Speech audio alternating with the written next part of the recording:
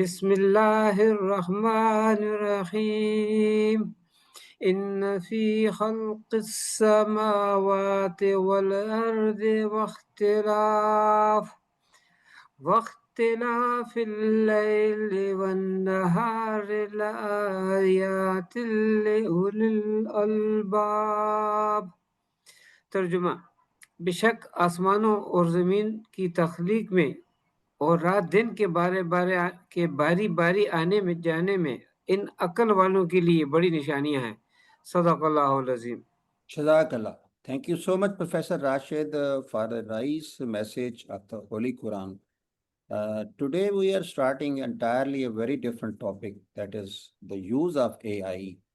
And I am proud Dr. Muhammad Imran Sajid is one of the key important figure in Pakistan. He has done the PhD from the USA. He was a student of PhD in Pakistan, but he did it from the USA and also from the Canada. And today he is working as associate professor. And today we will discuss the importance of chatbot, Notebook, LM, Gemini, Copilot, Grok, Perplexity, and AI Google Studios and different other things. How to use practically in your life and how to use for your research and for healthcare systems. This PMA 136th webinar is in collaboration with Women Medical College, Ahmedabad, whose principal who is honoris Professor Salma Kundi, and then the South Asian Association of Physiology, Pakistan Physiological Society president हैं जिन्होंने तिलावत की आज, and then the Pakistan Association of Pathologists, जिसका मैं stakeholder हूँ, and then the Medical Women Association of Pakistan. Over to you, Dr. Imran Sajid. Over to you. Thank you so much. बिस्मिल्लाहिर्रहमानिर्रहीम। सबसे पहले डॉक्टर मुलाजिम हुसैन, प्रोफेसर राशिद महमूद और बाकी तमाम मुअज़्ज़िज़ीन जो तमाम मेरा ख्याल में मेरे इल्म के मुताबिक सारे मेडिकल शोबे से वाबस्ता हैं और उसमें मुझे एआई के बारे में थोड़ी सी जो मुझे बसीरत हासिल हुई है वो मैं चाहूँगा कि मैं आप लोगों के साथ शेयर करूँ। तो उससे पहले मैं थोड़ा सा पहले एक पर्सपेक्टिव देना चाहता हूँ इंसानी इल्म का, कि इंसानी इल्म किस तरह से हम तक पहुंचा। तो मैं आपके साथ स्क्रीन शेयर करता हूँ और एक 2 मिनट की सिर्फ तमहीद है। उस तमहीद के बाद फिर हम आगे चलते हैं। मैं समझ सकता हूँ कि आप शायद मेरी स्क्रीन देख सकते हैं। कोई एक मुझे बता दे कि हम स्क्रीन देख सकते हैं। देख रहे हैं हम। जी देख रहे ठीक हैं। है।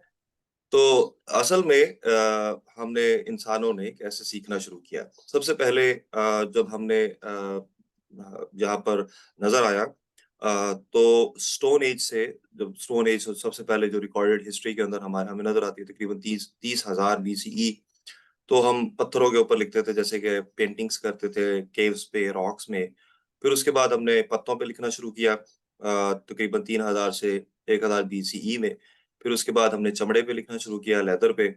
लेदर के बाद फिर हम पपायरस और पेपर के ऊपर आ गए एंशिएंट इजिप्ट के अंदर। और फिर उसके बाद ये तकरीबन 1200 तक, 12वीं सदी यानी कि समझ ले 13वीं सदी तक हम ये जो चीजें थी वो लिखना शुरू हुए पेपर के ऊपर। उससे पहले स्क्रॉल्स के ऊपर लिखी जाती थी, चमड़े के ऊपर लिखी जाती थी। लेकिन जो असल चीज हुई वो तकरीबन 1450 में हुई, जब प्रिंटिंग प्रेस का वजूद में आया और जिसकी वजह से रिनेसेंस हुआ, जिसको रिनेसेंस भी कुछ लोग बोलते हैं, जो इटली में स्टार्ट हुआ और जिसने साइंटिफिक रेवोल्यूशन को बर्पा किया। और फिर 1600 से ऑनवर्ड साइंटिफिक पेपर्स वजूद में आए कि जो भी कोई लिखता, एक्सपेरिमेंट करता था, नई इन्वेंशन करता था, वो उसको रिपोर्ट करता था। तो पीयर रिव्यू, फॉर्मल स्ट्रक्चर बना, ऑब्जेक्टिविटी बनी और जो सबसे पहली जो चीज बनी वो रॉयल सोसाइटी थी। जैसे कि न्यूटन का एरिया है, गैलीलियो का एरिया है, पास्चर का एरिया, और पास्चर ने तो फिर मेडिकल साइंस में बहुत बड़ा रेवोल्यूशन पैदा किया। लेकिन हम लोग जो हम में से सीनियर हजरात हैं, जो वो अच्छी तरह से जानते हैं कि 2004 से पहले जब गूगल नहीं आया था तो उनको रिसर्च करने के लिए लाइब्रेरीज में जाना पड़ता था और लाइब्रेरीज में जाकर वो जर्नल्स को ढूंढते थे। लाइब्रेरियन का एक बहुत बड़ा किरदार होता था कैटलॉग्स के अंदर, मुतल्लका जो किताब थी उसको ढूंढने के अंदर बहुत बड़ा रोल होता था उसका। लेकिन 2004 के बाद जब गूगल आया, गूगल शुरू में आया लेकिन गूगल भी इतना ज़्यादा तरक्की याफ़्ता नहीं था और अब आम आवाम को गूगल तकरीबन 2008 के करीब पाकिस्तान में 2008 में जब मैं किंग एडवर्ड मेडिकल यूनिवर्सिटी में गया था, तो वहाँ पर कैमखाना लैब आज भी मौजूद है। वहाँ पर मेरी आशनाई हुई पहली 2008 में 2008 में गूगल से। तो गूगल स्कॉलर मिला, गूगल स्कॉलर भी तकरीबन 2007-8 में भी बना और वहाँ से फिर हम गूगल स्कॉलर के ज़रिए से जर्नल्स को ढूँढना शुरू हो गए। अब पीडीएफ्स का ज़माना आ गया, किताबों का ज़माना खत्म हो गया।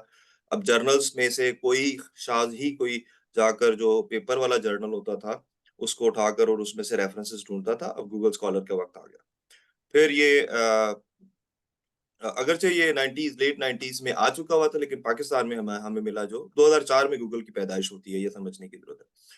और फिर 2008 में गूगल स्कॉलर की पैदाइश होती है और 2008 से लेकर तकरीबन 2018-19 तक हम पीडीएफ्स, ई-बुक्स, ऑनलाइन कोर्सेज़ के ऊपर बहुत ज़्यादा रिलाय करते रहे। मूक्स आ गए, इसके अलावा AdX, Coursera, YouTube, Khan academy, इस तरह की चीज़ें आ गई। अब फिर बाद में एआई यानी कि आर्टिफिशियल इंटेलिजेंस जैसे कि चैट जीपीटी वगैरह, इसकी जो बाज़ाब्ता जो पैदाइश हुई है, वो 17 नवंबर 2022 को हुई है। 17 नवंबर 2022 को पहला चैटबॉट यानी कि चैट जीपीटी ने अनाउंस किया और वो बहुत ही अजीब-सा था। मतलब कोई इतना काम का नहीं था। लेकिन एक अच्छा था, खेलने के लिए अच्छी चीज़ थी और लेकिन उससे कोई प्रैक्टिकली कोई काम नहीं लिया जा सकता था। लेकिन ओवर द टाइम 2022 से लेकर और अब 2025 जून में इन 2 तकरीबन 2 ढाई सालों में, 3 सालों में काफ़ी ज़्यादा तब्दीलियाँ आ गई हैं। सो ये एक पर्सपेक्टिव था कि हम कैसे पत्थरों से लेकर अब हम इस वक़्त लाइव एक-दूसरे से बात कर रहे हैं। ये भी एक किस्म का रेवोल्यूशन है जिसको डिजिटल रेवोल्यूशन कहते हैं। तो ये एक पर्सपेक्टिव लेना ज़रूरी था, ये मेरी एक तमहीद थी। उसके बाद अब जब जब कभी भी कोई नई चीज़ आती है तो कैपिटलिस्ट जो होते हैं वो उसके ऊपर कब्ज़ा करते हैं। कैपिटलिस्ट से मुराद है कि जो बड़ी-बड़ी कंपनीज़ हैं वो सबसे पहले उस पे कब्ज़ा करती है। तो जो पहली कंपनी जिसने एआई से हमें मुतारिफ करवाया वो थी चैट जीपीटी। जो ओपन एआई यानी कि जो कंपनी असल कंपनी है वो ओपन एआई है। ओपन एआई का प्रोडक्ट है चैट जीपीटी। तो आप लोगों ने चैट जीपीटी देखा होगा, इस तरह का नज़र आता है चैट जीपीटी। ये चैट जीपीटी है, ठीक है जी। मैं इसमें नई न्यू चैट खोलता हूँ, ये चैट जीपीटी है और अगर किसी ने साइन इन नहीं किया हुआ, मैंने एनकरेज किया था कि आप पार्टिसिपेंट्स को कि वो अ, लैपटॉप से करें बिकॉज़ लैपटॉप में ज़्यादा आसानी होती है देखने के लिए। ये पहला टूल था जो आया। और मैं इसको तकरीबन 2022 दिसंबर से इस्तेमाल कर रहा हूँ और बहुत कुछ इसमें है।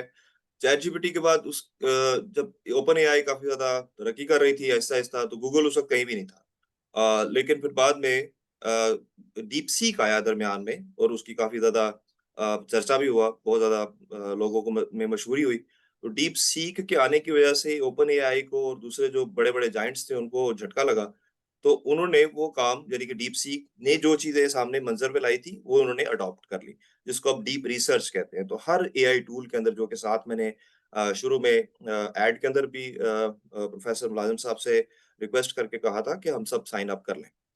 तो दूसरा जो टूल है वो हमारे पास जेमिनी है और जेमिनी गूगल का प्रोडक्ट है। जैसे ओपन एआई का प्रोडक्ट चैट जीपीटी है, इस तरह से गूगल का प्रोडक्ट जेमिनी है। जेमिनी, नोटबुक एलएम और एआई गूगल स्टूडियो, ये तीनों जो है ये गूगल के प्रोडक्ट्स हैं। गूगल का पूरा इकोसिस्टम है क्योंकि इसके पास सारी रिसर्चेज़ है, सारा डेटाबेस इसके पास है। इवन गूगल स्कॉलर इसका है, फिर उसके अलावा जितने बड़े-बड़े डेटाबेसेस हैं वो सारे इसी के हैं। इस वजह से इसको एडवांटेज है और आज के दिन एआई के अंदर जो रूल कर रहा है वो गूगल ही है। उसके बाद जो तीसरा बड़ा जिन है वो है कोपायलट। कोपायलट जो है वो माइक्रोसॉफ्ट का प्रोडक्ट है। तो ये तीसरा टूल हो गया माइक्रोसॉफ्ट, इसको समझना ज़रूरी है कि कोपायलट जो है वो माइक्रोसॉफ्ट का है। फिर उसके बाद जो एक और प्रोडक्ट प्रोडक्ट है उसका नाम है मैनस। मैनस चाइना का प्रोडक्ट है, ये एक एआई एजेंट है, जो कि जेमिनी की तरह ही काम करता है। और फिर उसके अलावा परप्लेक्सिटी ये एक इंडिया का एक सीईओ है, वैसे तो ये है तो कैलिफोर्निया बेस्ड लेकिन इंडिया के एक सीईओ है जो इसको लीड कर रहे हैं। ये अभी बहुत पीछे रह गए हैं। परप्लेक्सिटी शुरू में जब आया था तो बहुत आगे था, लेकिन अब ये खत्म हो चुका है। तो अब ये समझना चाहिए कि अब ये 5-6 जायंट्स हैं, जैसे कि माइक्रोसॉफ्ट है, गूगल है, फिर उसके अलावा ग्रॉक जो है, एक और रह गया ग्रॉक जो है वो ट्विटर का यानी कि प्रोडक्ट है। ये ट्विटर का प्रोडक्ट है, यानी कि टेस्ला और इलन मस्क का प्रोडक्ट है। तो माइक्रोसॉफ्ट, ट्विटर, गूगल और फिर इसके अलावा चाइना का जो मैनेस है, ये टूल्स है। तो एक आपने टूल्स, गूगल स्टूडियो भी कहा था। जी ये एक एआई गूगल स्टूडियो, ये एआई गूगल स्टूडियो है। इसके यहाँ पर ये आप अगर साइन देख सके तो एआई गूगल स्टूडियो का नोटबुक एलएम और जेमिनी, ये तीनों जो है गूगल के प्रोडक्ट्स हैं। ग्रॉक जो है वो ट्विटर का प्रोडक्ट है, परप्लेक्सिटी एक इंडिपेंडेंट प्रोडक्ट है, कोपायलट माइक्रोसॉफ्ट का प्रोडक्ट है, चैट जीपीटी ओपन एआई का प्रोडक्ट है और मैनेज चाइना का एक प्रोडक्ट है। ये टूल्स हैं सिर्फ। जैसे प्लास एक टूल है, जैसे हम सर्जरी करते हैं तो उसमें हमारे पास स्कैल्पेल एक टूल है। तो टूल बजाते खुद कुछ नहीं है, हम इस टूल को यूज कैसे करते हैं ये अहम है। और ये जानना कि ये टूल की सलाहियत क्या है, कि इस टूल से मैं क्या-क्या कर सकता हूँ। कि मैं हथौड़ी से कील ठोक सकता हूँ या मैं हथौड़ी से सर्जरी कर सकता हूँ। तो मुझे ये शनासाई होना ज़रूरी है कि मैं एक टूल से क्या-क्या कर सकता हूँ और इसकी टूल की लिमिटेशंस क्या है और इस टूल की एडवांटेजेस क्या है या इसकी सलाहियतें क्या हैं। अ, अब मैं आगाज़ करता हूँ। मेरा ख़्याल में सबसे पहले मैं चैट जीपीटी तो बहुत ज़्यादा लोग यूज़ कर रहे हैं। उसी से आगाज़ करते हैं चैट जीपीटी। तो जब हम चैट जीपीटी देखते हैं, तो इस तरह से चैट जीपीटी खुलेगा। चैट जीपीटी में आप देखेंगे तो यहाँ पर डिफरेंट तरह के मॉडल्स नज़र आएँगे। आपको चैट जीपीटी 4o नज़र आ रहा है, O3 नज़र आ रहा है, O4 मिनी नज़र आ रहा है, O4 मिनी हाई नज़र आ रहा है, 4.5, 4.1, 4.1 मिनी। जब ये आया था तो चैट जीपीटी 1 से स्टार्ट हुआ था। तो आप देख लें कि 1 से अब ये 4o तक पहुंच चुके हैं और अभी जो नई न्यूज़ है कि चैट जीपीटी 5 जो है जुलाई के सेकंड वीक में आएगा, चैट जीपीटी 5। तो जैसे कि मतलब हर 2 महीने बाद, 3 महीने के बाद जब कॉम्पिटिशन इतना ज़्यादा है, तो कॉम्पिटिशन में वो ज़्यादा से ज़्यादा चीज़ें एक-दूसरे से आगे बढ़ने की कोशिश कर रहे हैं, जिसका फ़ायदा हम लोगों को है, जो आम आवाम है। क्योंकि जब कॉम्पिटिशन ज़्यादा होता है, मोनोपोली नहीं होती है, तो इनको फीचर्स ज़्यादा देने पड़ते हैं और कस्टमर्स को ग्रैब करने के लिए नई से नई चीज़ें इनको डालना पड़ती हैं। Which is common in every field, कि जब कॉम्पिटिशन ज़्यादा होता है तो नेचुरली और डिमांड एंड सप्लाई का भी कॉन्सेप्ट आता है, थोड़ा-सा इकोनॉमिक्स इसमें आ जाती है। वेल इसके अलावा जो चीज़ ये जानना ज़रूरी है और मैं ये चाहूँगा कि आप सब मतलब कोशिश ये करनी चाहिए इन टूल्स को सीखने के लिए कि आप क्लिक कर दें जहाँ क्लिक होता है। कि फ़ोरो कर को देखें कि ये क्या करता है, एडवांस्ड रीज़निंग साथ में लिखा भी हुआ है इन्होंने कि अगर आपने एडवांस्ड रीज़निंग करनी है तो O3 यूज़ करें, फास्टेस्ट एडवांस्ड रीज़निंग करनी है तो आप O4 मिनी यूज़ करें। फास्टेस्ट एडवांस्ड रीज़निंग से मुराद ये है कि आपको एडवांस्ड रीज़निंग तो चाहिए लेकिन आपको जवाब जल्दी चाहिए। इसमें एडवांस्ड रीजनिंग में आप ये चाहते हैं कि जवाब मुझे बेशक देर से मिले लेकिन एडवांस्ड रीजनिंग करे।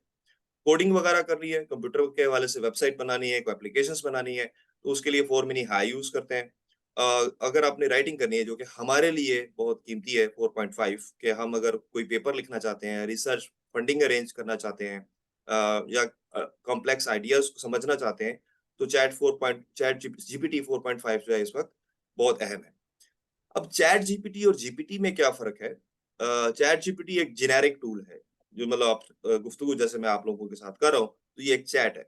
जीपीटी एक ट्रेन्ड मॉडल है, जो कि ख़ास तरह की चैट करेगा। उसको पहले से ट्रेन कर दिया गया हुआ कि आप मिसाल के तौर पर पैथोलॉजिस्ट हैं, तो वो पैथोलॉजिस्ट की ज़बान में गुफ्तगू करेगा। या फिर आप फिजियोलॉजिस्ट हैं, तो आप फिजियोलॉजिस्ट की ज़बान में गुफ्तगू करेगा। वो कहेगा फार्माकोलॉजिस्ट हैं, तो वो फिर फार्माकोलॉजिस्ट की ज़बान में गुफ्तगू करेगा। ये जीपीटी का मतलब ये है। अब हम अपनी जीपीटीज़ खुद भी बना सकते हैं, जो कि बहुत सारे लोगों को नहीं पता। जैसे मैंने ये कुछ अपनी जीपीटीज़ बनाई हुई हैं पीयर रिव्यू कंपेनियन के नाम से। तो मैं अब इस पीयर रिव्यू कंपेनियन को खोलता हूँ, ये जीपीटी है। इस जीपीटी का काम क्या है कि ये can you review this academic paper for clarity? What improvements can I make to my business proposal? तो ये उसने पहले से रखे हुए हैं। इनको कैसे बनाते हैं, ये मैं थोड़ी देर तक बताता हूँ या फिर हम किसी और गुफ्तगू में इसके ऊपर मज़ीद गुफ्तगू कर सकते हैं। एक मेरा पसंदीदा टॉपिक रिसर्च का जो है वो एंडोसोमल एस्केप है, जो कि न्यूक्लिक एसिड बेस्ड थेराप्यूटिक्स के अंदर है, तो मैंने उसका भी एक जीपीटी अलग से बनाया हुआ है। फिर उसके अलावा प्रपोज़ल लिखने के लिए ग्रांट्स वगैरह के प्रपोज़ल्स लिखने के लिए एक जीपीटी बनाया हुआ है। अब इसको बनाते ऐसे हैं कि हम let's say I if I could tell you कि इसी तरह से अगर आपने कोई बिजनेस प्रपोजल बनाना है तो उसके लिए अलग से चैट जीपीटी बनाया हुआ है। तो इसको थोड़ा सा ये बताना है कि देखें जी, ये पहले से मेरे पास 4, 5, 10, 15 प्रपोजल्स पड़े हुए हैं। इनको पहले पढ़ो, अंडरस्टैंड करो, और अंडरस्टैंड करने के बाद अब जब मैं तुम्हें कहूँ तो तुम उसी तरह का प्रपोजल बनाओगे जैसा कि मैंने बना रखा हुआ है। तो ये चैट जीपीटी का बुनियादी असूल है कि मेरे पास एक बच्चा आता है, मैं उसको ट्रेन करता हूँ। उसको ट्रेन करता हूँ कि भाई जब इस तरह का सवाल आए तो इस तरह का जवाब देना है, जब इस तरह की कोई चीज़ आए तो इसको ऐसे समझना है। तो पहले से उसको ट्रेन कर दिया। अब जब वो ट्रेन कर दिया, मैं ट्रेन करने में जितना डेटा उसको देता हूँ, उतना अच्छा वो ट्रेन हो जाएगा, और जब वो ट्रेन हो जाएगा तो फिर आपको उसी तरह का जवाब देगा। अब ये टूल है, मतलब अगर एक बंदा जिसको खुद अपने सब्जेक्ट के ऊपर महारत हासिल नहीं है, तो फिर वो चैट जीपीटी को इतना ज़्यादा अच्छी तरह से इस्तेमाल नहीं कर सकेगा। अगर एक बंदा खुद पैथोलॉजिस्ट नहीं है, या फिजियोलॉजिस्ट नहीं है, या कोई खास स्पेशलिस्ट नहीं है, और उसको अच्छी तरह से आइडिया नहीं है कि मुझे क्या चीजें इस बंदे को ट्रेन करनी है। जैसे हम एक प्रोफेसर होते हैं तो हम अपने इंटर्न्स को ट्रेन करते हैं, तो हम उनको कुछ खास खास चीजें बताते हैं, या कुछ खास खास कंटेंट बताते हैं कि ये वाली किताब पढ़ के आओ, ये वाला केस यहाँ पर स्टडी करके आओ। तो इसी तरह से जब मैं चैट जीपीटी को ये चीजें समझाऊंगा, मुझे समझाना होगा, ट्रेन करूंगा, तो ट्रेन करने के बाद फिर वो मेरी हेल्प करेगा। तो ये एक यहाँ पर कैच है। लेकिन बहुत सारे जीपीटीज ऑलरेडी बन रखे हैं। अगर हम देखें तो आप यहाँ पर राइटिंग के हवाले से जीपीटीज है, प्रोडक्टिविटी के हवाले से जीपीटीज है ऑलरेडी जो लोगों ने ट्रेन किए हुए हैं, रिसर्च एंड एनालिसिस के हवाले से जीपीटीज है, आप इनको यूज कर सकते हैं, और उसमें वो बता सकता है, उन्होंने वो बताएगा कि उसने क्या क्या काम किया हुआ है या किस तरह से उसको ट्रेन किया गया हुआ है। तो अगर आप इसको थोड़ा सा सर्च करें खुद से, एजुकेशन के हवाले से जीपीटीज है, लाइफस्टाइल के हवाले से, इमेज जनरेशन के हवाले से, प्रोग्रामिंग के हवाले से, ये डिफरेंट जीपीटीज पहले से बन रखे हुए हैं। राइटिंग के हवाले से, जो कि हमारा पर्सनल काम है।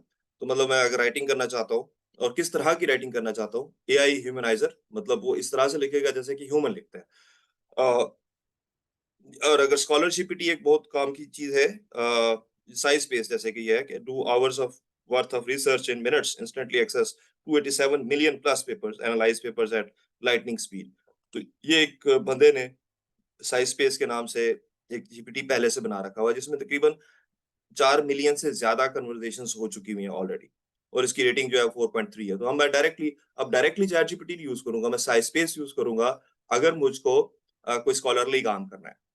तो पहले क्या होता था, ओह ओके, मैं उर्दू में जानबूझकर बोल रहा हूँ। If you want me to speak in English then I can really do that, but like to make it little more generic, that's why I'm speaking in Urdu. So but if you don't understand something, you can raise hand and I can certainly answer that question. So what I did that for now is that I introduce you to the tools, like there are 6-7 tools, and then I told you that the ChatGPT was the most used tool in which there are certain GPTs, जिसमें कुछ खास GPTs हैं जिनको train किया गया हुआ है, और उसका फायदा यह है कि आप उस पे उसको कोई काम कहेंगे तो वो आपका काम करके देगा। हम अमूमन छोटी-छोटी क्वेरीज के लिए यूज करते हैं चैट जीपीटी को, लेकिन छोटी-छोटी क्वेरीज वो भी ठीक है, बच्चों के लिए खेलने कूदने के लिए अच्छा है, लेकिन अगर सीरियस काम करना है तो फिर हमें कुछ अच्छे काम करने होंगे। मसलन what I will say that कि मतलब जैसे मैंने ये काम किया रिसेंटली, कि मैंने बोला कि ये कल एक ऐड आया था drug regulatory authority of Pakistan का, तो what is the call for action from me at city pharmaceuticals. तो उस अब एग्जैक्टली मैं स्पेसिफिक होकर बता रहा हूँ कि मुझे बताएं कि मैं इस मकसद के लिए क्या क्या काम कर सकता हूँ, और वो मेरी गुफ्तगू से पहले से वाकिफ है। तो उसने फिर ये मुझको बता दिया कि भाई आप ये काम कर सकते हैं। ठीक है, ये एक छोटी सी बात थी, लेकिन काफी बड़े बड़े काम मतलब हम सर्च कर सकते हैं इसे। मगर मैं अपने तौर पर चैट जीपीटी से इतना ज्यादा अब मुतमईन नहीं हूँ, क्योंकि चैट जीपीटी बहुत पीछे रह गया है और जेमिनी बहुत आगे चला गया है। वेल हम इसका कॉन्टेक्स्ट सबसे पहले देना ज़रूरी है। मैं कोई नई चैट स्टार्ट करता हूँ, और नई चैट स्टार्ट करके लेट्स से हम कुछ टॉपिक लिखना चाहते हैं, तो एक और चीज़ भी है कि ये एक स्पीकर है, आप स्पीकर के ज़रिए से बोलें इसको, और ये खुद ब खुद ही मेरी वॉइस को टेक्स्ट में कन्वर्ट कर देगा। इसको हम वॉइस टू टेक्स्ट फीचर कह सकते हैं। दूसरा फीचर एक इसका ये है कि आप इसके साथ गुफ्तगू भी कर सकते हैं। बिल्कुल ऐसे ही जैसे मैं करके दिखाता हूँ कि मतलब ये आपके साथ खोला, तो अब आपके साथ ये आई थिंक मेरा माइक्रोफ़ोन या चल शायद चल पड़े। आई डोंट नो, मेरे ख्याल में चूंकि मैं जूम के अंदर मेरा माइक यूज हो रहा है तो इसलिए ये यहाँ पर यूज नहीं होगा। It's okay. तो लेकिन आप खुद से कोशिश करें इसको, इस टूल को यूज करने की कि कैसे हम कर सकते हैं कि दोनों दोनों फीचर्स को यूज करें। सॉरी, ओके, तो आप इसको किसी भी जबान में बात कर सकते हैं। तकरीबन ये 26 जबानों में महारत हासिल रखता है। तो हाँ, मेरा ख्याल में यहाँ पर कुछ मेरे से गलती हुई है, लेकिन हम दोबारा से चलते हैं इसके ऊपर और देखते हैं कि क्या हुआ है। खैर, जब तक ये ठीक होता है उस वक़्त तक हम कुछ और बातें डिस्कस करते हैं। यहाँ तक अगर किसी को कुछ क्वेश्चन है तो वो मुझसे बता सकता है कि मैंने अभी तक क्या बताने की कोशिश की है। डॉक्टर इमरान, आपने कहा कि 36 जबानें, इसमें उर्दू भी शामिल है? जी, उर्दू भी शामिल है इसमें। मैं करके दिखाता हूँ आपको उर्दू के बारे में बात। उर्दू में भी बिल्कुल आप बात कर सकते हैं। लेकिन मैं चूँकि इस वक़्त ज़ूम यूज़ कर रहा हूँ ऑलरेडी, तो मेरा माइक जो है वो ज़ूम ओके में इन्वॉल्व्ड है। Okay okay okay okay. तो इस वजह से मैं इसका माइक फीचर यूज़ नहीं कर सकता। लेकिन अगर आप अपने मोबाइल पे जाकर तो उर्दू में बात करें तो आप कर सकते हैं। मैं अब जैसे कह देता हूँ, एक काम बहुत आसानी से मैं करता होता हूँ। मसलन लेट्स से ऐसा करते हैं कि कोई भी चीज़ उठाकर इसको कहते हैं कि भई okay, so there are so many things that I did. So मसलन बायोइक्विवेलेंस सेंटर्स के हवाले से मैं बात कर रहा था। ये उसने लिखा हुआ है काफ़ी ज़्यादा बायोइक्विवेलेंस सेंटर है। मैं कहता हूँ right the response in Urdu. तो वो फ़ौरन ही इस सारी को ये है, तो उसने वो बता दिया उर्दू में फ़ौरन। इसका फ़ायदा हमें क्या है? इसका फ़ायदा हमें ये है एज़ एन एजुकेशनिस्ट्स कि हमारे पास जो साबका है, हमारा जो वास्ता पड़ता है, वो इतने पढ़े-लिखे लोगों से नहीं पड़ता है। तो हमें अगर एहतियाती तदाबीर लिखवानी होती है या कुछ ऐसी चीज़ें लिखवानी होती है, तो हम फ़ौरन ही वो डॉक्यूमेंट जो है, जो जिसको हम तर्जुमा करना चाहते हैं, ये भी कह सकते हैं इसको कि भई मिली-जुली अंग्रेज़ी में करो। मतलब को बहुत ज़्यादा मुश्किल किस्म की उर्दू में तर्जुमा ना करो, बल्कि ऐसी जो आम बोलचाल है उसके मुताबिक तर्जुमा करो तो वो भी कर देगा।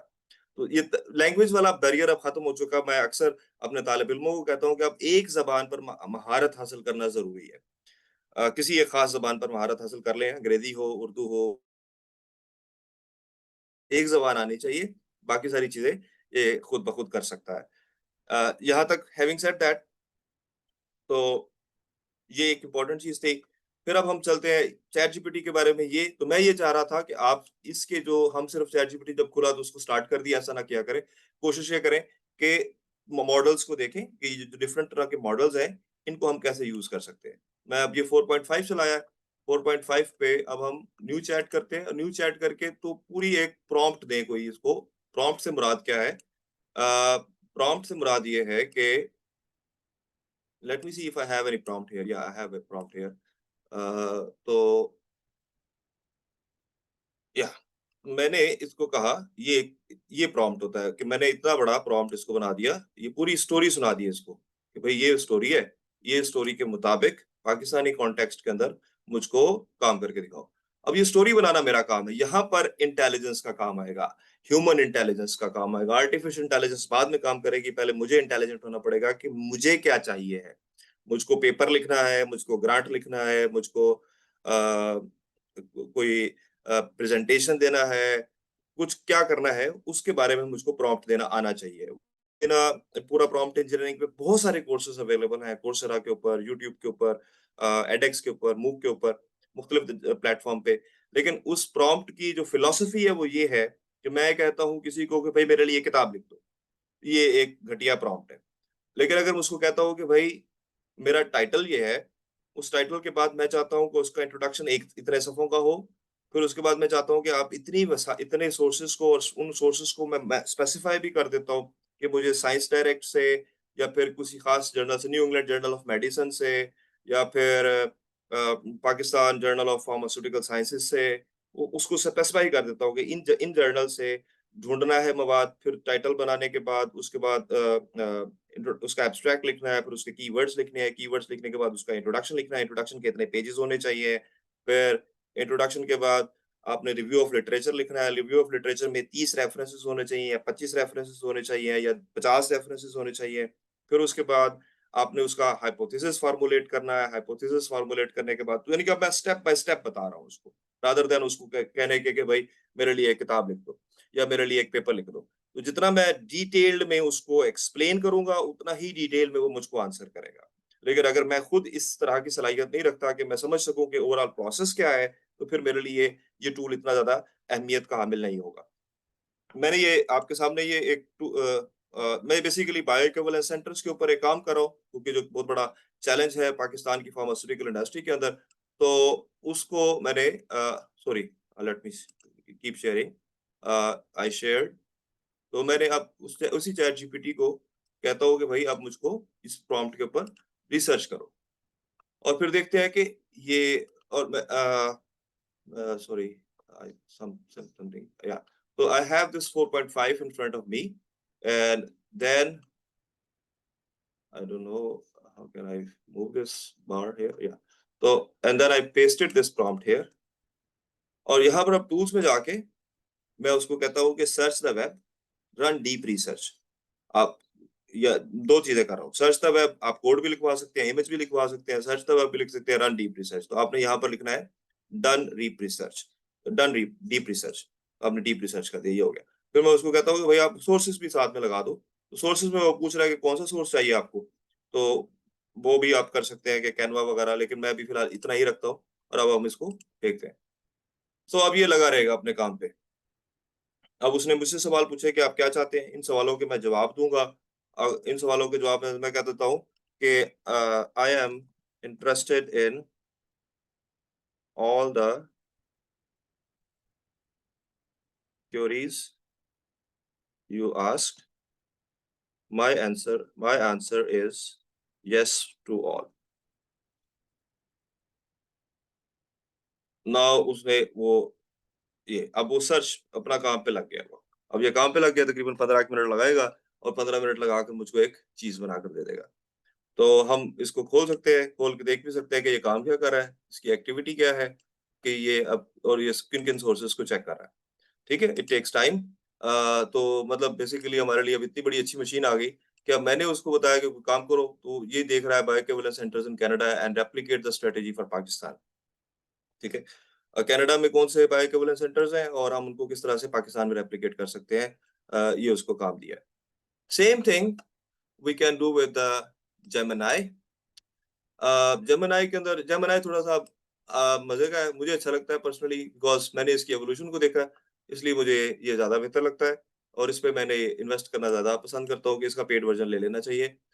इसमें फ्लैश है, आम थोड़े थोड़े काम करने हो तो आप 2.5 फ्लैश यूज करें। 2.5 प्रो बहुत इंपॉर्टेंट है। 2.5 प्रो एक्चुअली लेटेस्ट मॉडल है इस टाइम, और अगर आप 2.5 प्रो को खोलेंगे तो अगेन यहाँ पर डीप रिसर्च आ रहा है, और वीडियोस बना सकते हैं आप, कैनवस पे जाकर इमेजेस बना सकते हैं, आप इसमें फाइल्स अपलोड कर सकते हैं, आप वहां पर भी कर सकते हैं, वैसे चैट जीपीटी में भी आप डिफरेंट तरह की फाइल्स अपलोड कर सकते हैं। आप कोई मुख्तलिफ तरह की फाइल्स अपलोड करें, और लेट्स से मैं 7 habits of highly effective people, ये मैंने एक डालता हूँ इसमें ओपन। ठीक है, तो फिर साथ में उसको डीप रिसर्च करने के लिए कहता हूँ, तो वो डीप रिसर्च कर सकता है। लेकिन हम चूंकि मेडिकल साइंसेज से मुतालिक है, तो हम सोच देखता हूँ मैं कि कुछ मेडिकल साइंसेज से निकल आए, मसलन what I can do biochem, let's see, okay, let's see। इस दौरान जब तक कि मैं ये करता हूँ, ये ICGEP एक वेबसाइट थी, मतलब एक प्रपोजल था, ग्रांट प्रपोजल थी, तो मैं ये चाह रहा था कि हम इसके ऊपर एंटी माइक्रोबियल रेजिस्टेंस के ऊपर कुछ काम करें। तो मैंने ये रिसर्च प्रपोजल इसको लिख देता हूँ यहाँ पर, ये मैंने इसके ऊपर डाल दिया एंटी माइक्रोबियल रेजिस्टेंस के ऊपर, और मैं आपको कहता हूँ read the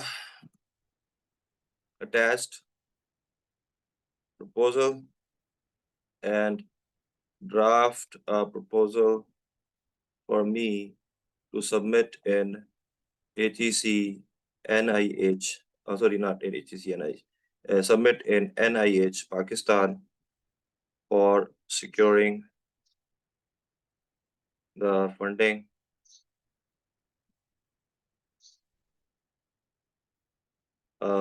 in its recent call, search for already approved proposal and give me the ideas where I can make significant contribution. तो ये एक मैंने प्रॉम्प्ट लिखा, although ये छोटा प्रॉम्प्ट है, मैं अमूमन, और ये prompt is writing prompt is actually a very brain intensive activity, so you need to think through what you want. और अभी वो सर्च कर रहा है, जस्ट अ सेकंड, जितनी देर में ये सर्च करता है हम वापस चलते हैं चैट जीपीटी को, देखते हैं कि वो कहाँ तक पहुंचा है। तो उसने अभी तक 8 सोर्सेस को सर्च किया है, ये उसने 8 सोर्सेस को सर्च किया है, ये वाले सर्चेस इसने किए हैं और वो लगा हुआ अपने काम पे, ठीक है। और ये जो सोर्सेस उसने सेलेक्ट किए हैं, सर्च किए हैं, वो ये वाले हैं, ठीक है। अभी वो लगा हुआ, 9 सोर्सेस हो गए। इसी तरह से अब मैंने इसको तो मैंने काम पे लगाया ही था, अब जेमिनी को भी काम पे लगाया हुआ है। अब जेमिनी क्या कहता है, ये जेमिनी ये कहता है जी कि मैं अब ये काम करूंगा, ये काम करूंगा, ये 8 उसने काम बता दिए, ये मैं 8 काम करूंगा। आप इन 8 कामों से मुत्तफिक है तो मैं कह दूंगा जी मुत्तफिक हूँ। अगर मैं नहीं मुत्तफिक हूँ तो मैं इसको एडिट कर सकता हूँ, इन रिजल्ट्स को एडिट प्लान कर सकता हूँ, कि मैं प्लान को एडिट कर सकता हूँ। पहले मुझे उसको पढ़ना पड़ेगा, पढ़ने के बाद उसका प्लान एडिट कर सकता हूँ, अपनी मर्जी का कुछ मजीद ऐड कर सकता हूँ। ये उसको खुद समझ आया, जो मैंने प्रॉम्प्ट दिया उससे उसको ये समझ आया है। लेकिन अगर मुझे लगता है कि उसको सही समझ नहीं आया है तो मैं अपना प्लान उसको एडिट करवा सकता हूँ। फिर मैं कहता हूँ स्टार्ट सर्च, तो अब वो ये भी काम पे लग गया, तो उधर से वो काम पे लगा हुआ है, इधर से ये काम पे लगा हुआ है, मेरी ज़िंदगी मौज में है, ठीक है। तो मैंने मशीन को काम पे लगाया हुआ है, सही। सो वो जो काम जो कि पहले हम करते थे, मैनुअल काम करते थे कि वेबसाइट गए, सर्च किया, कीवर्ड्स देखे, वो चीज़ें अब ये मशीन कर सकती है। और बहुत ज़्यादा टाइम हमारा बच सकता है प्रोडक्टिविटी के लिए। जब तक जेमिनी और चैट जीपीटी अपने-अपने काम पे लगे हुए हैं, हम अब ज़रा मैनस को एक्सप्लोर करते हैं। मैनस को एक्सप्लोर करने से पहले मैं ज़रा कुछ चीज़ें, मसलन मेरा रिसेंटली जो काम रहा है वो बायो इक्विवेलेंस सेंटर के ऊपर है, तो इसलिए उसी तरह के वो है प्रपोज़ल्स पड़े हुए हैं। लेकिन मैं एक प्रपोज़ल बना रहा था, जैसे कि यूनिवर्सिटी ऑफ लाहौर के हवाले से, या फिर लेट्स सी ये है, या let's see what's going on in it. Manus is very good in a way कि ये इतना ज्यादा ना बोलता नहीं है, ये काम की बात बताता है। चल ये very important, this is important, yes, this chat is important. If it could open, I can tell you. Yeah. हो जाओ भाई, चलो भाई। तो जितनी देर में मैं ये बात करता हूँ, आपके जहन में कुछ सवाल है तो वो मुझसे पूछिए, ताकि जरा इंटरेक्टिव हो जाए और मुझको समझ में आ जाए कि आपको क्या समझ में आ रहा है, या कि आपको क्या I think if you ask the question directly to जी जी जी जी अदनान साहब, आपने सवाल पूछा था, we are slow and basics. Anybody else? Excuse me, sir. जी doctor Gul Mohammad AP Rahman medical college Peshawar. Sir मेरा माशाल्लाह ये से। क्वेश्चन है कि कैसे हम अपने सुपरवाइजर CPSP या चीफ एडिटर को सेटिस्फाई करेंगे जब हम कोई वर्क AI से जनरेट करते हैं। यानी आप अगर हम खुद भी करेंगे तो वो दैट वर्क इज रिजेक्टेड, ये AI से निकाला हुआ है। जी इसका कोई ठीक है, सॉल्यूशन? जी बिल्कुल मैं बताता हूँ। देखिए, जब आपका सवाल basically it's coming from plagiarism, right, कि हम कहीं प्लेजरिज्म तो नहीं कर रहे, और अगर ये प्लेजरिज्म जो है वो डिटेक्ट हो। प्लेजरिज्म बिल्कुल जीरो आता है जी, लेकिन फिर भी वो सॉरी, सस्पेक्ट करता है कि हमने AI से जनरेट किया है, सो इट इज जी रिजेक्टेड फ्रीक्वेंटली। जी जी। अब ये बहस जो है वो यूनिवर्सल बहस होती जा रही है, और इस बहस के अंदर आप अगर टर्निटिन कभी आपने यूज किया है, तो अगर आप टर्निटिन को यूज करें, और पहले ये कहता था कि ये इतना ये काम था, मतलब इंसान है, इंसान बहुत पेचीदा चीज है। तो इन्होंने क्या किया कि बहुत सारे एआई टूल्स ऐसे डेवलप कर दिए जो कि ये ह्यूमनाइज कर दें चीजों को ना, ह्यूमनाइज कर दें, और हम लेकिन अब टर्निटिन उसको भी डिटेक्ट कर लेता है, ठीक है। और हम उनको बताना पड़ेगा कि भाई हमने वाकईन जो है वो एआई से लिया है, और मतलब लेकिन एआई से हर बंदा उसी तरह का रिस्पॉन्स नहीं ले सकता है जिस तरह का कोई बंदा लेगा। एक बंदा कुछ रिस्पॉन्स लेगा, दूसरा बंदा कुछ रिस्पॉन्स लेगा, तीसरा बंदा कुछ रिस्पॉन्स लेगा। वो रिस्पॉन्स डिपेंड करता है बंदे की अपनी इंटेलेक्चुअल कैपेबिलिटी के ऊपर। अगर एक बंदे की इंटेलेक्चुअल कैपेबिलिटी जो है वो कम है, तो उसका जो कंटेंट होगा वो डिफरेंट होगा। यहाँ पर हमें ये समझना है कि हम किसी प्रॉब्लम, हम paper for the sake of paper लिख रहे हैं, या paper for the sake of invention innovation लिख रहे हैं, या किसी प्रॉब्लम को सॉल्व करने के लिए लिख रहे हैं। यहाँ पर एक बहुत बड़ा शिफ्ट आ रहा है, हायर एजुकेशन कमीशन में भी आ रहा है और ग्लोबली भी आ रहा है, कि अब पेपर्स की इतनी ज्यादा वुकत नहीं रह गई है। उन पेपर्स की वुकत बहुत ज्यादा है, उन पेपर्स की सिग्निफिकेंस बहुत ज्यादा है जो कि रियल वर्ल्ड के रियल प्रॉब्लम्स को सॉल्व कर रहे हैं, ना कि नंबर बढ़ा रहे हैं। हमारे यहाँ जब एचईसी बना 2001 के अंदर, या मुशर्रफ साहब के जमाने में, तो उससे पहले तो पेपर कभी कभी खाल खाल किसी प्रोफेसर का 1 2 5 4 पेपर होते थे। लेकिन अब तो ऐसे ऐसे प्रोफेसर भी यहाँ पर हमारे पास पाकिस्तान में मौजूद है जिनके 4 4 हजार पेपर हैं, और मैं हैरान होता हूँ कि वो हर हफ्ते में वो पेपर कैसे लिख लेते हैं। तो आपका जो सवाल था वो, उसका जवाब मैं सिर्फ ये देना चाह रहा था कि ये टर्निटिन जो है ये बता देता है कि भाई ये कितने % एआई से निकला हुआ है। मतलब इसने देख लिया है कि ये खुद बता देगा, टर्निटिन एआई की भी रिपोर्ट बता देगा कि ये एआई से कितना लिया है। पहले ये कहता था कि एआई से लिया, अब ये कहता है कि लाइकली कि ये एआई से लिया गया है, ठीक है। और और आपको सिर्फ डिक्लेयर करना होता है, अगर आप जर्नल जो लेटेस्ट जर्नल्स हैं उनको चेक करें तो डिक्लेयर करना होता है कि जी मैंने एआई की हेल्प ली है, या मैंने एआई की हेल्प कैसे सर नहीं ली है। डिक्लेयर करेंगे? बल्कि अभी 9 में से 9 रिजेक्ट हुए थे जी प्रपोजल्स, और उसमें 4 एआई जनरेटेड है और 5 कंफर्म्ड खुद से उन्होंने लिखे थे, जी लेकिन जी दे वर रिजेक्टेड बाय द सुपरवाइजर कि नहीं ये आई से लिखा हुआ है, वो कस्में खा रहे थे। तो ये फिर क्या करें sir? It has been introduced in our society in population throughout the sir. World, sir AI से हेल्प ले लें। जी मैं आपकी बात से मुत्तफिक हो, चूंकि मैं समझ रहा हूँ कि आप जो बात कर रहे हैं कि डेटा तो मौजूद है, डेटा तो ऑलरेडी अवेलेबल है। आप अगर मिसाल के तौर पर रिव्यू ऑफ लिटरेचर की बात कर रहे हैं तो वहां पर एआई आएगी। लेकिन अगर मैं एक्सपेरिमेंट कर रहा हूँ, मैंने एक बंदे की बायोप्सी करनी है, तो बायोप्सी का जो डेटा है वो कभी भी एआई से नहीं निकाल सकती। लेकिन मैं अगर बायोप्सी की जो इमेज है वो किसी और पेपर की उठा के लिख रहा हूँ तो एआई डिटेक्ट कर लेगी उसको, ठीक है। ठीक सर, तो अभी तो यहाँ पर उसके अब भी इनोवेशन। आपने जी बताया कि उसकी भी सोल्यूशन है, ह्यूमनाइज्ड करवाते हैं, एआई से करवाते हैं जी और बिल्कुल, नेगेटिव। लेकिन वो भी अब टर्निटिन डिटेक्ट कर लेता है। टर्निटिन आपको बता देगा कि ये आपने जो है वो किस एआई टूल से इसको ह्यूमनाइज करवाया है। सर मेरे ख्याल में अभी टाइम इस तरह आ रहा है आने वाला कि all the people, supervisor and CPSP जो अथॉरिटीज है, दे विल एक्सेप्ट कि अगर एआई से जनरेटेड है तो ओके, इट्स ओके। आप वहां तक पहुंचे हैं, मेहनत की है, ये चीज जी निकाला है, so it's okay hmm. and जी it should be and वो it will be unanimously accepted. होगा। सर्टेनली ये हम इसी तरफ जाएंगे, हम इसी तरफ जाएंगे। लेकिन ह्यूमन क्रिएटिविटी खत्म नहीं होगी, ह्यूमन क्रिएटिविटी खत्म नहीं होगी, क्योंकि एक्सपेरिमेंट्स जो है वो खत्म नहीं होंगे।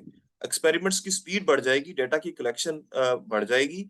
लेकिन जो एक्सपेरिमेंट, ओरिजिनल एक्सपेरिमेंट्स हैं, मैं रिसर्च पेपर अगर लिख रहा हूँ तो मुझको एक्सपेरिमेंट करना पड़ेगा। पुराने जमाने में क्या होता था, मैंने बहुत सारे पेपर्स ऐसे देखे, और अगर आप देखें तो बहुत ज्यादा पेपर्स रिट्रैक्ट हो रहे हैं, कि वो क्या करते हैं कि उन्होंने लेट्स से एनिमल सेफ्टी के हवाले से एक्सपेरिमेंट्स किए, लाइक रैबिट्स को कुछ इंजेक्शंस दिए, रैबिट्स को इंजेक्शन देने के बाद उन्होंने कुछ स्लाइड्स ले ली, ये बताने के लिए कि देखें जी इसकी स्प्लीन भी ठीक है, इसका हार्ट भी ठीक है, इसका किडनी भी ठीक है, और वो उसकी हिस्टोलॉजी की पिक्चर्स ले ली। अब वो एक एक पेपर में लगाई और दूसरे पेपर में भी वही लगा दी। तो एआई टूल जो है वो डिटेक्ट कर लेता है इमेज को कि भाई ये वाला जो टूल, ये वाली जो डायग्राम है ये पहले भी रिपोर्ट हुई हुई है, इसका मतलब है कि एक्सपेरिमेंट में कुछ फटा है, और वो फिर पेपर को रिट्रैक्ट करना पड़ा।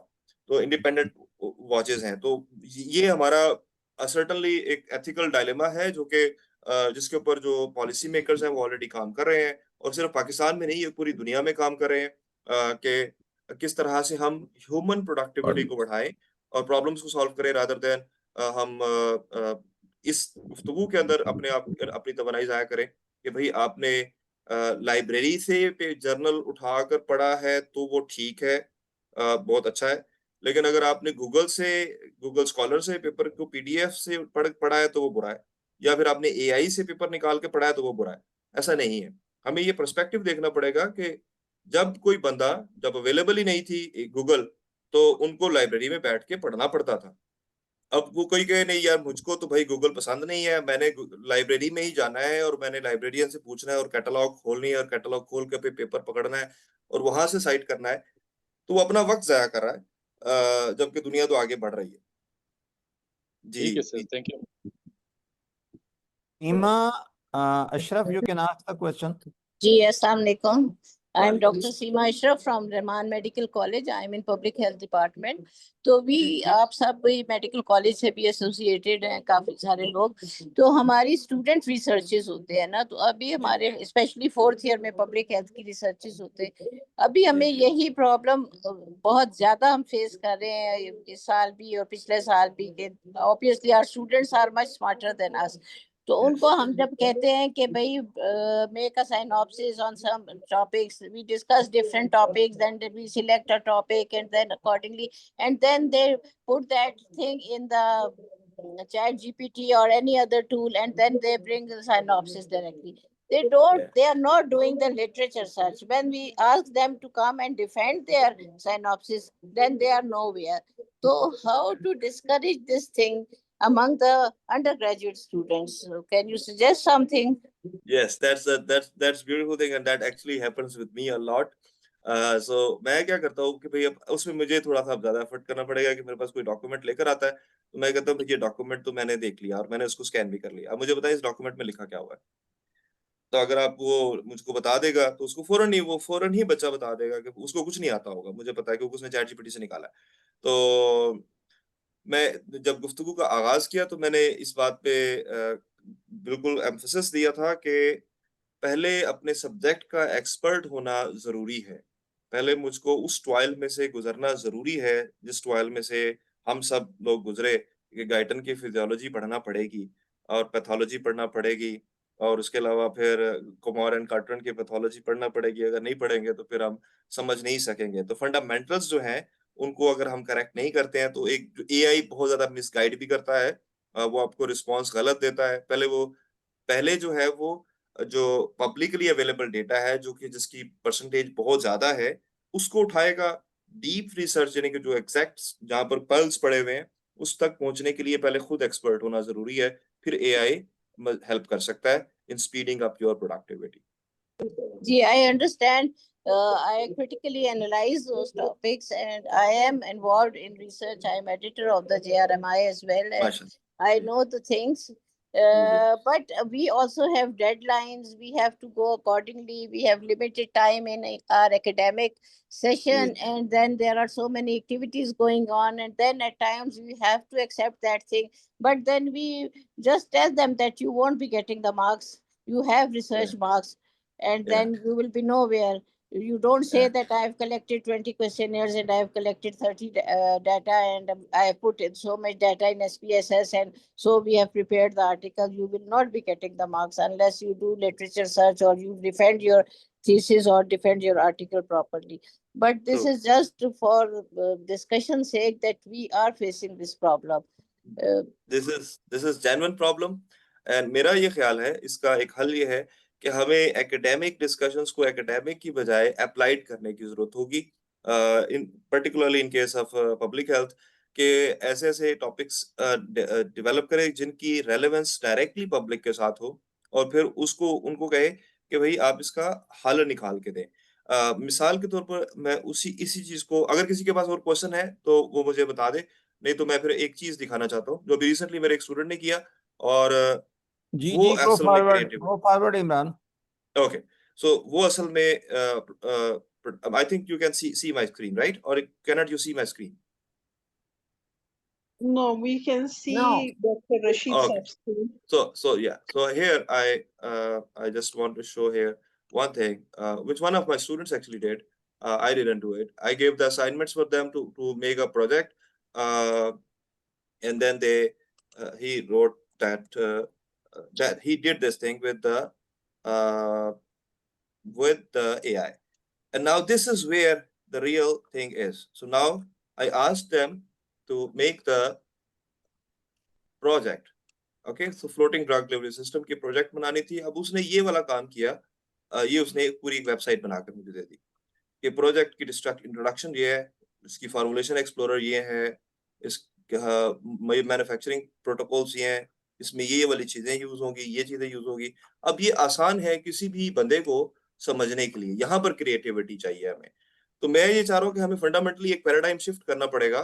पैराडाइम शिफ्ट ये है कि अब लिखना इतना आसान है कि आप हजारों सफ़े निकाल सकते हैं, लेकिन उन हजारों सफ़ों से, जैसे वो बेसिकली एक एक्वास्टे floating electrolyte support system develop कर रहा था, heat stress management with sustain electrolyte support for Pakistan and beyond. Now it can tell this कि ये वो उसने बता दिया कि ये वाला प्रॉब्लम है, ये प्रॉब्लम है, ये प्रॉब्लम है, तो उसका मैंने सोल्यूशन कह दिया है और उसने पूरी मुझे वेबसाइट बनाकर दे दी. And this is coming from Manus. ये मैनस जो है उससे उसने बनाकर हमें दे दी. Now it is good for और इसके साथ रेफरेंसेस भी आ गए. Now these are the things. What I'm trying to, if I could tell or understand, make you understand, like my take. I'm not expert on the policy things, but my take is कि हमें applied science पे जाना पड़ेगा. गुफ्तगू बराए गुफ्तगू से निकलकर हमें गुफ्तगू बराए अमल पर आना पड़ेगा किसी तरह से. पिछले 20 सालों में जितना भी लिटरेचर पाकिस्तान में छपा है, वो ज्यादातर गुफ्तगू बराए गुफ्तगू का है. कि मतलब हमने एक उधर से उठाया, कुछ 4 सफ़े 2 सफ़े इधर से उठाए, एक डायग्राम उधर से उठाई और उसको लिख दिया, और उसके रेफरेंसेस और फुल स्टॉप और कॉमा और उन चीजों को देखकर और जर्नल गाइडलाइंस के मुताबिक डालकर और हमने भेज दिया. अब जो अच्छे जर्नल्स हैं, हाई इम्पैक्ट फैक्टर जर्नल है, लाइक मुझे अगर सेल में छापना है, मुझे अगर नेचर के किसी अच्छे जर्नल में छापना है, तो उधर एक्सेप्टेंस रेट बहुत कम हो चुका हुआ है. वो कहते हैं कि भाई हमें ओरिजिनल रिसर्च डालो. अब रिव्यू लिटरेचर जो है वो इतनी अच्छी चीज नहीं रही, या फिर हमें कोई इन्वेंशन करके दो या कोई ऐसी चीज करके दो जिसका कोई रियल लाइफ में इम्पैक्ट होगा. ये एक मुश्किल चीज भी है और एक एक्साइटिंग चीज भी है. दोनों तरह से इसको देखा जा सकता है. मेरा ख्याल है कि ये हमारे पाकिस्तान में जो पॉलिसी मेकर्स बैठे हुए हैं उनको ये समझना होगा. मैं अपनी क्लासों में जब अपनी क्लासों में होता हूँ तो 99% ऐसा हो रहा है कि टीचर्स भी चैट जीपीटी यूज कर रहे हैं और स्टूडेंट्स भी चैट जीपीटी यूज कर रहे हैं, और दोनों एक दूसरे को चीट कर रहे हैं. तो मैं ये कहता हूँ कि भाई हमें चीट करने से निकलना पड़ेगा, हमें रियल लर्निंग की तरफ आना पड़ेगा, और ये जो टूल्स हैं ये हमें हेल्प कर सकते हैं रियल लर्निंग के लिए. That's my take. जी, कोई सवाल है तो मुझे पूछे. जी नहीं तो हम जेमिनी से जाके देखते हैं कि उसने क्या किया. तो ये उसने ये जेमिनी में जो भी मैंने उसको क्वेश्चन दिया था उसका उसने जवाब दिया कि national strategy for combating antimicrobial resistance, development of novel antimicrobial peptides and establishment of national pathogen biobank and biopeptide synthesis source. Executive summary and project, ये कैटेगरी आ गई. टोटल फंड्स जो चाहिए हैं उसको, स्ट्रक्चर्ड उसका एब्स्ट्रैक्ट आ गया, ऑब्जेक्टिव्स आ गए, मेथड्स आ गए, लेआउट आ गया. Now this is all paper, this is all there. But if I don't read it, that is a question. I have to read it, right? So उसने ये Gantt chart भी बना दिया मुझको कि Gantt chart इसका, and I didn't do anything. You just see that I just gave him the prompt, and then ये सारी websites उसने search की हैं. और if I want to export this document, I export to doc. I export this document to the doc. I don't know why it's not exporting, but let me see. Yeah, it's exporting it to the doc. तो ये document में export कर रहा है, और फिर वहां से मैं इसको डाउनलोड कर सकता हूँ into the Microsoft Word. I can do some edits and I can make the few things. मतलब हमें अब इसकी बेसिस पे काम करने की जरूरत है. तो डाटा एक्सेस करना अब आसान हो चुका हुआ है. डाटा को एक्सेस करना बहुत आसान है इन अ वे के. अब आपके सामने मैंने एक तरफ प्रपोजल डाला और उसने उसको कर दिया. देन हम उसकी तरफ चलते हैं चैट जीपीटी की तरफ. चैट जीपीटी ने अभी तक क्या किया कि उसने अभी तक 33 सोर्सेस किए हैं. फर्क सिर्फ जेमिनी और इसमें यह था कि जेमिनी ने ज्यादा सोर्सेस सर्च किए हैं और चैट जीपीटी ने कम सोर्स किए हैं, क्योंकि चैट जीपीटी के पास गूगल नहीं है. चैट जीपीटी गूगल पे डिपेंड करता है सर्च करने के लिए, जबकि गूगल जेमिनी जो है उसका अपना चैट जीपीटी है, तो वो रिलाय नहीं करता है, तो वो काफी ज्यादा वेबसाइट्स को एक्सप्लोर करता है. That's the beauty of the Google. while ChatGPT is a little bit behind the Google. जब ये आया था तो बहुत कीमती था। ओके जी, और मुझे ये जरा कोई गाइड कर दे कि हम ये सेशन कितनी देर तक चलाएंगे? ये 1 घंटे का सेशन होता है, 11 से 12, और फिर क्वेश्चन आंसर भी आप शामिल हो जाते हैं। ठीक जी है। जी जी। अब मैं ये जितनी देर तक ये होता है तो आखिरी बात फिर मैं इसको करता हूँ, फिर गुफ्तगू खत्म करते हैं और हम किसी दिन और बैठ जाएंगे इसके ऊपर गुफ्तगू करने के लिए कि अब अंडरस्टैंडिंग कॉम्प्लेक्स सब्जेक्ट टॉपिक्स वो कैसे हम कर सकते हैं। तो ये है जी नोटबुक LM। यहाँ पर आप क्रिएट न्यू करेंगे, आपने क्रिएट न्यू करेंगे, क्रिएट न्यू करके आप क्या क्या चीजें डाल सकते हैं इसमें। आप इसमें कोई MP3 फाइल डाल सकते हैं, आप इसमें कोई ऑडियो डाल यानी कि PDF डाल सकते हैं, और ढेर सारी डाल सकते हैं। गूगल डॉक्स डाल सकते हैं, स्लाइड्स डाल सकते हैं, कोई वेबसाइट डाल सकते हैं, यूट्यूब का लिंक डाल सकते हैं, ये टॉपिक टेक्स्ट इमरान डाल जरा सकते हैं। दोबारा शुरू से करें। जी मैं दोबारा से करने लगा। आपने नोटबुक LM खोला, आपका साइंड अप होना चाहिए, ये वाली तस्वीर आपकी नजर आनी चाहिए। फिर आपने ये काले वाले बटन को खोलना है। जब काला वाला बटन चल गया तो आपने यहाँ पर क्रिएट न्यू करना है। क्रिएट न्यू, आपने क्रिएट न्यू किया। जब आपने क्रिएट न्यू किया तो आपके पास ये डायलॉग आएगा, आप अपलोड करेंगे, चूज फाइल, कुछ भी। ये मुख्तलिफ तरह की चीजें हैं जो आप कर सकते हैं। फ्री वर्जन के अंदर आप तकरीबन 50 के करीब सोर्सेस ऐड कर सकते हैं, और ये जो मेरे पास पेड वर्जन है इसके अंदर आप 300 के करीब यूज कर सकते हैं। गुड न्यूज है कि अगर आप एक दफा गूगल की प्रोडक्ट ले लेते हैं तो आपके पास नोटबुक LM भी फ्री है, जेमिनी भी फ्री है, और AI गूगल स्टूडियो भी फ्री है। तो आप चूज फाइल करेंगे, यहाँ से चूज फाइल करके हम कोई भी, मसलन मैं पूरी की पूरी किताब डाल सकता हूँ इसमें। बुक्स में मसलन मैंने 7 habits of highly effective people डाल देता हूँ। चले, ये किताब मैंने इसमें डाल दी। ये गूगल, ये किताब, एक किताब अभी सिर्फ मैंने डाली है जो तकरीबन 400 सफ़ों की किताब है। वो किताब अभी अपलोड हो गई अपलोड। उसने इसके बारे में समरी बता दी इसकी। जो इसमें बहुत खूबसूरत बात है वो माइंड मैप है। तो माइंड मैप हम इसको जनरेट करें, ये साथ में यहाँ पर ये माइंड मैप जनरेट हो रहा है। फिर उसके बाद इसकी स्टडी गाइड बना देते हैं हम, इसके फ्रीक्वेंटली आस्क्ड क्वेश्चंस बना देते हैं, इसके ब्रीफिंग डॉक बना देते हैं, इसकी टाइमलाइन बना देते हैं। तो ये खुद ब खुद ही विद इन फ्यू सेकंड्स ये सारी चीजें बनाना शुरू कर देगा।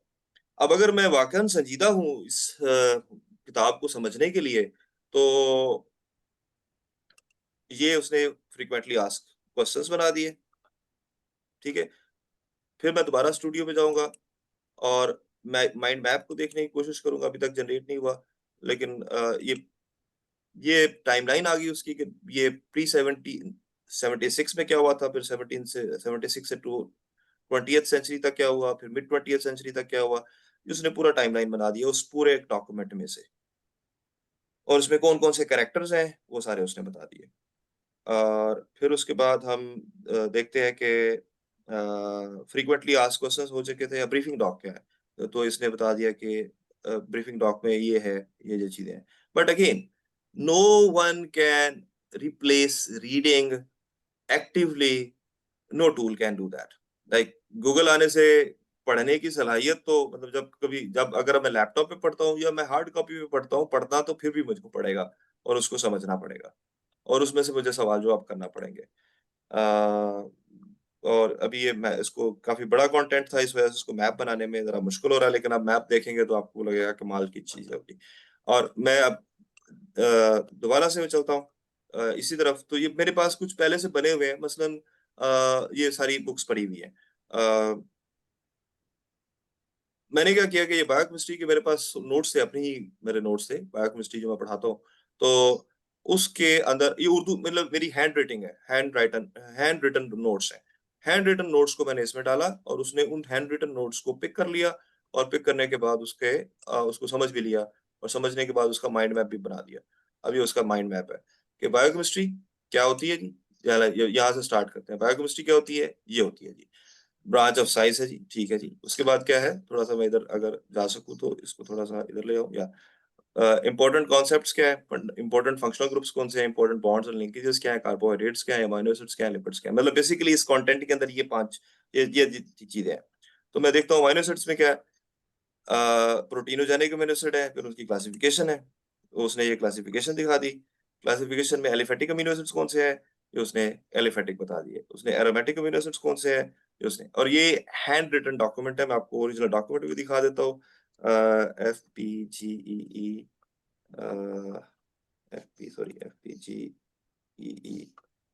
या सो ये वाला डॉक्यूमेंट था जो मैंने इसको डाला था।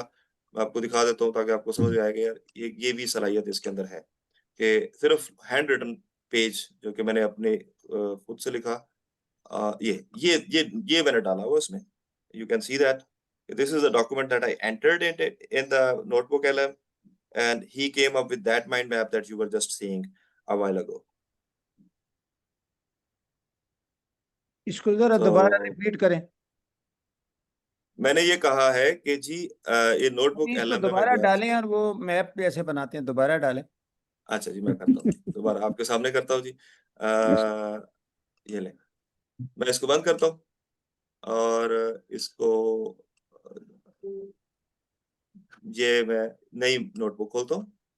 यहाँ से खोल गया, क्रिएट न्यू जाके अपलोड किया सोर्स को, चूज फाइल करके मुझको डेस्कटॉप में जाके इधर से यूसीपी में जाना पड़ेगा। यूसीपी इधर है, यूसीपी यस यूसीपी यहाँ पर है। इधर बायोकेमिस्ट्री समरी अगर आ जाए तो मेरे सामने तो आसान हो जाएगा मेरे लिए। FPG लिखता हूँ, FPG लेट मी सी के मैं वो पढ़ा कहाँ पर हुआ है। FPGE ये कहाँ पर पड़ा हुआ है? Imran Sajid desktop biochem summer. Okay, choose file desktop summer के नाम से बायोकैम समर। इधर हुआ बायोकैम समर, राइट ये ठीक है, इसने पढ़ी है ये मैंने डाल दी इसमें।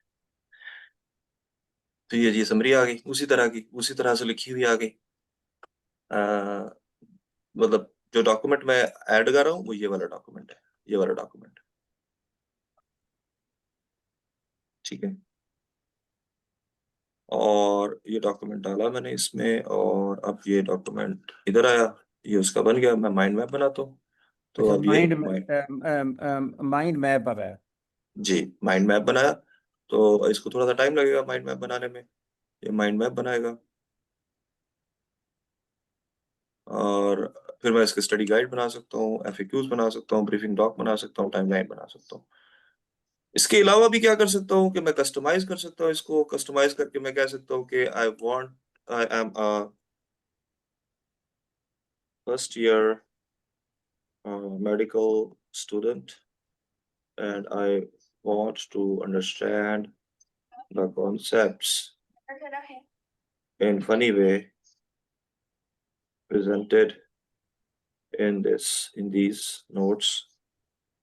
Please make a podcast out of it.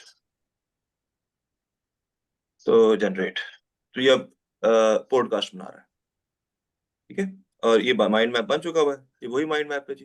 Biochemistry fundamentals के बाद ये आगे ये उसने ये बनाए मैक्रोमॉलिक्यूल्स, कार्बोहाइड्रेट्स, पॉलीसैकेराइड्स, स्टार्च।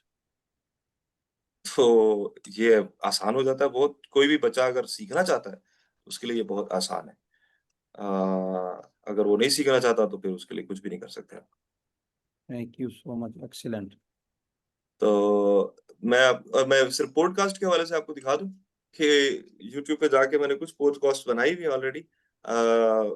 बहुत मजे की चीज है वो पॉडकास्ट वाली भी, इसी के अंदर नोटबुक LM के अंदर। Let me see where is notebook LM, yes this is here. So I go back here and I tell you there are. So for example ये सेंचुरी ऑफ द सेल्फ है। Century of the self की ये जो video है ये तकरीबन 4 घंटे की है। जो मुझको देखने में, उस वक्त देखने में, अगर कैपिटलिज्म को समझना है तो उस वक्त देखने में मुझे तकरीबन 1 हफ्ता लग गया था इस वीडियो को देखने में। लेकिन अब इस वीडियो को समझने में वो बड़ा आसान है कि सेंचुरी ऑफ द सेल्फ मैंने 4 घंटे में क्यों खर्च करूं। मैं सिर्फ इसको देखूंगा कि इसमें क्या क्या लिखा हुआ है। ये basically century of the self है जो कि पिछली सेंचुरी है। सेगमेंट फ्राइड का क्या कॉन्सेप्ट है, सेगमेंट सॉरी दोबारा से उसी के ऊपर चलते हैं। ये मतलब मेरा मकसद इस वक्त मौजू समझाना नहीं है, मेरा मकसद ये बताना है कि इसकी सलाहियत क्या है। ये उसने ये चीजें की, लिबरेशन ऑफ द सेल्फ ये चीजें बताई, शिफ्ट्स एंड टैक्टिक्स ये चीजें उसने बताई। तो ये बहुत आसान हो जाता है किसी भी कंटेंट के अंदर एंगेज करना। अब मैं आपको ये इसकी जो ओरिजिनल वीडियो है वो दिखा देता हूँ कि इसका जो ओरिजिनल वीडियो है वो ये है। इसको खोल के देखते हैं तो ये आप देखें 3 घंटे 54 सेकंड और इतने मिनट की वीडियो है। One of my favorite, I encourage everyone, if anyone wants to understand capitalism, that he must or she must understand what happened in the need किस तरह से want में convert हुई, और फिर ये मेरा पर्सनल टॉपिक था। खैर, तो आप YouTube की वीडियो भी डाल सकते हैं। फिर उसके अलावा मसलन मेडिकल बिलिंग सीखना चाह रहा था एक बच्चा, तो उसने वो मेडिकल बिलिंग के हवाले से ये कोर्सेस ये सारी चीजें डाल दी उसने, ठीक है। फिर उसमें एक ऑप्शन और भी है, डिस्कवर में वो आप बताएंगे कि आपको मजीद इससे रिलेटेड कोई सोर्सेज है, वो मैं कहूंगा इसको search for the related sources and add them into the sources. तो मैं सबमिट करता हूँ, अब ये खुद मेरे बिहाफ पे सर्च कर रहा है इस पर्टिकुलर कंटेंट के हवाले से सोर्सेस को, और ये आ गया। ओके, अब मैं ये देखूंगा कि वो मुझको डालने हैं कि नहीं डालने, मैं उनको सिलेक्ट कर सकता हूँ, उनको अनसिलेक्ट कर सकता हूँ, कौन सा मुझे डालना है कौन सा नहीं डालना है, ये मेरी अपने ऊपर है। सो गुफ्तगू को तमाम करता हूं मैं इस बात से कि ये टूल्स तो मौजूद हैं। मेरे पास अगर टेस्ला मौजूद हो तो वो टेस्ला मेरे किसी काम की नहीं है जब तक कि मैं उसको चलाऊंगा नहीं, और जब मैं उसको चलाऊंगा तो मुझे चलाना आ जाएगी। लेकिन अगर मैं टेस्ला पड़ी हुई है लोगों को दिखाने के लिए तो फिर तो मेरे किसी काम की नहीं है। तो मैं ये चाहता हूं कि इन टूल्स को आप इंस्टॉल करें, साइन अप करें। साइन अप करने के बाद हर टूल में जो जो चीजें देखने की है, अगर आपने डीप रिसर्च करना है टॉपिक को, तो हर टूल के अंदर डीप रिसर्च वाला बटन ढूंढना है कि ये कहाँ पर है। मैं आपको दिखा सकता हूँ। वैसे मतलब ग्रॉक के अंदर अगर आप देखेंगे तो ग्रॉक के अंदर भी डीप रिसर्च मौजूद है। फ्री वर्जन वालों के लिए आसानी है क्योंकि मैं पेड वर्जन यूज करता हूँ, लेकिन फ्री वर्जन वाली ये देखें यहाँ पर डीप रिसर्च पड़ा हुआ है। आपने इसको क्लिक करके तो फिर अपना प्रॉम्प्ट लिखना है। अब परप्लेक्सिटी में जाएंगे, ये परप्लेक्सिटी है, तो परप्लेक्सिटी में भी यहाँ पर देखेंगे, ये वाला बटन देखेंगे तो वहां पर लिखा हुआ वेब ढूंढना है आपने। ये वेब है, एकेडमिक करना है, सर्च फॉर एकेडमिक पेपर्स, ये इसको ऑन कर लें तो अब ये एकेडमिक पेपर्स को ढूंढेगा, ठीक है, और सर्च करेगा। फिर उसके बाद ये जितने भी बटन हैं इनको देखें, ये डीप रिसर्च ऑन टॉपिक, ये क्लिक हो गया तो अब ये डीप रिसर्च भी करेगा। Got it. तो अब कोपायलट पे चले जाएं, ये कोपायलट आ गया, कोपायलट भी डीप रिसर्च करेगा। ये क्विक रिस्पॉन्स नहीं जी, थिंक डीपर करेगा। तो मैं ये चाहता था कि हम सब जो है वो इन टूल्स को इस्तेमाल करें। और मैनस में बहुत जबरदस्त चीज ये है कि मैंने ये आखिरी मतलब अगरचे काफी ज्यादा कंटेंट है, मैंने काफी ज्यादा आप लोगों को बोर भी किया होगा तो मैं उसके लिए हम तो एक ही माजरत मिनट, खावी हूँ। एक लम्हे के लिए भी हम इस तरफ नहीं हुए। वो आप इसके लिए कहते हैं, गो में रहा रहीने हाँ, से हाय रोजगार, लेकिन तेरे ख्याल से गाफिल नहीं रहा। एंड थैंक यू शुक्रिया वेरी मच शुक्रिया डॉक्टर शुक्रिया। Imran, I am proud of this, you are very, मेरे एक शागिर्द भी हैं और मुझे बड़ी खुशी भी हो रही है आज इस मकाम पे हैं कि मैं आपसे सीख रहा हूँ, और ये एक प्राउड होता है और बड़ा खूबसूरत मैसेज कि आप खुद सीखें। जब आप सीखना चाहेंगे तो आपको यूज़ करेंगे। मैं आपको एक एग्जांपल देता हूँ, दुनिया में बहुत सारी कौमें हैं। रिसेंटली मुझे चाइना की कौम से वास्ता पड़ा, तो दुनिया में जितनी रिसर्च हो रही है और चाइना कर रहा है, सारे उससे पीछे हैं। तो बेशक वो बेसिक चीज़ों को देख रहे हैं, सब कुछ देख रहे हैं। पाकिस्तान में तो वो बेसिक चीज़ों को भी, हम रिसर्च को नहीं देखना चाहते। तो अगर सवालात हैं तो मैं open session for question and answer, और इंटरेक्टिव सेशन था। Professor Salma Kondi, if you want to ask the question, doctor Rashid साहब,